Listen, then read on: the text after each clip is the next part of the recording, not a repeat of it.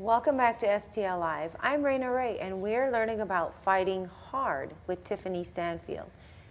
Tiffanie, what happened to your sister? When you figured out what happened to her, what happened?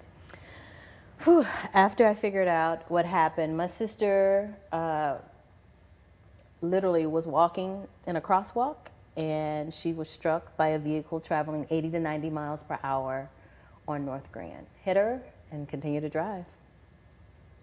And she died on my mom's birthday, April 12th. Wow. What did that do to you? What fire did that light in you? So I've always been a community advocate. If there's a cause, if it's impactful to my community, I'm in front of it. I'm a foot soldier for the community. But for this, when I found out my sister was killed, I went into kind of an autopilot, if you will. Thankfully, with the connections of the community, I started kind of trying to find out what happened, investigating her case, planning a funeral, consoling her son, you name it. It's various different hats that you wear. But over time, as I start to learn more and going through these various different processes and the red tape that it takes to even know what happened, all the way to getting a police report. There's three different teams. There's a traffic accident reconstruction team, and then you got the investigators that's investigating the case, and then you got the prosecuting attorneys who we're hoping that's involved. I mean, there's so many different elements that exist, and then the very next week, someone else was hit and killed. I was this information continued to pull at me even during this grieving process, and losing my sister, my only sister, it's like a part of me was gone. What did it make you do? So as I continued to think about that process, I started to think about what else can I do to support others, including her, and honoring her name, and I started this foundation. So Fighting Hit and Run Driving, there's 4 pillars to this, 3 crucial pillars. One is to raise awareness.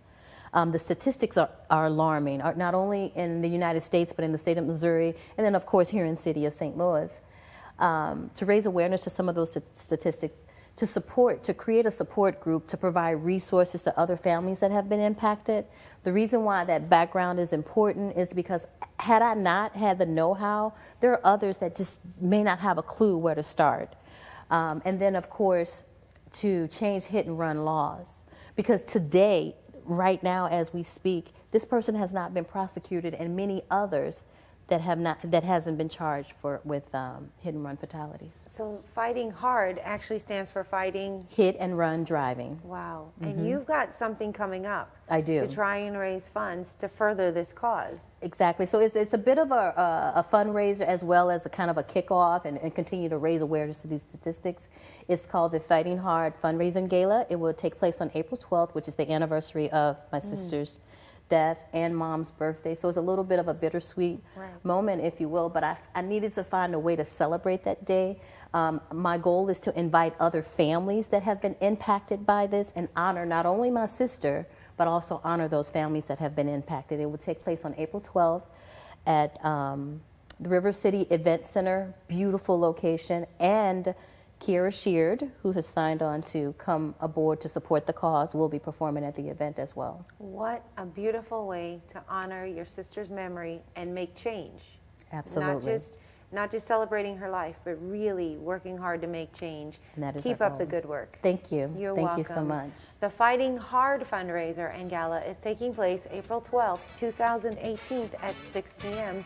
in the River City Event Center at 777 River City Boulevard.